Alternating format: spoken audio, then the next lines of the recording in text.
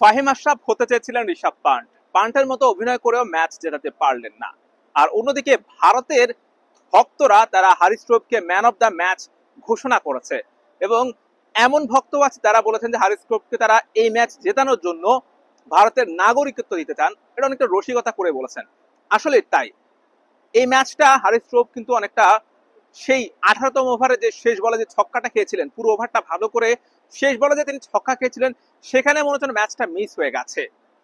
পাকিস্তান বাংলাদেশ ভাই ভাই, শুরুতে পারলে শেষে নাই, শেষে পারলে শুরুতে নাই। কি দারুণ শুরু করেছিল পাকিস্তান ব্যাটিং ইনিংসটা, কিন্তু এরপরেই একদম কলাপস হয়ে গেছে। বাংলাদেশের থেকেও বাজে ব্যাটিং করেছে।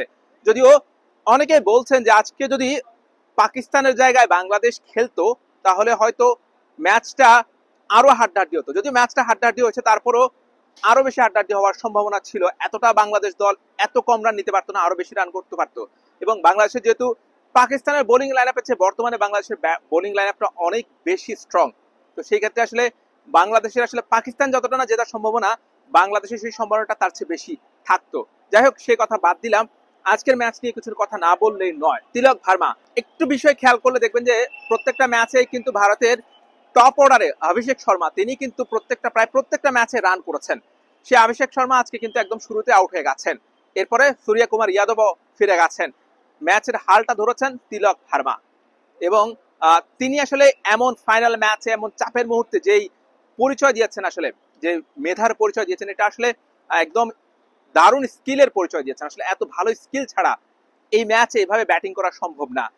রিঙ্কু সিং এর কথা বলতে হয়, পুরো এশিয়া কাপের আসরে একটা মাত্র বল খেলেছেন, সেটাই ছক্কা, এবং সেই ছক্কা মেরেই কিন্তু ম্যাচটা জিতিয়েছেন। ভারত পাকিস্তানের এই ফাইনালে নিঃসন্দেহে ভারত অনেক বেশি ফেভারিট ছিল।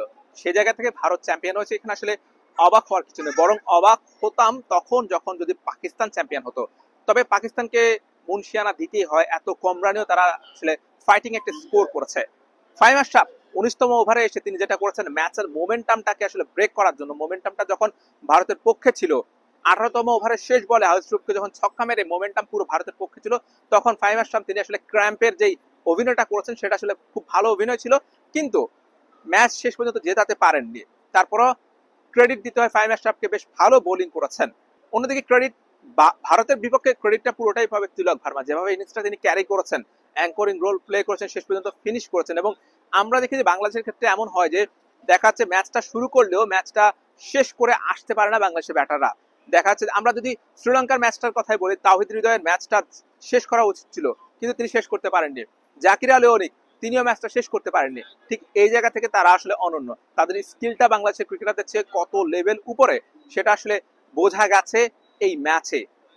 ভারত নবমবারের মতো এশিয়া কাপের চ্যাম্পিয়ন হয়েছে এবং তারা আগামী বছর যে টি-20 বিশ্বকাপ হবে সেখানেও আসলে তারা তাদের বার্তাটা আরো স্পষ্ট করে দিয়ে গেলেন যে বিরাট কোহলি, রোহিত শর্মা ছাড়া, রবীন্দ্র জাদেজা ছাড়া ভারতের যে নতুন দলটা সেটাও আসলে অনেক বেটার ক্রিকেট খেলে, সেটাও আসলে বিশ্ব চ্যাম্পিয়ন হওয়ার যোগ্য।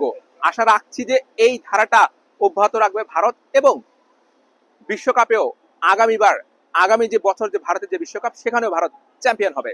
দুবাই ইন্টারন্যাশনাল ক্রিকেট স্টেডিয়াম থেকে Hossain Arman, BD quick time.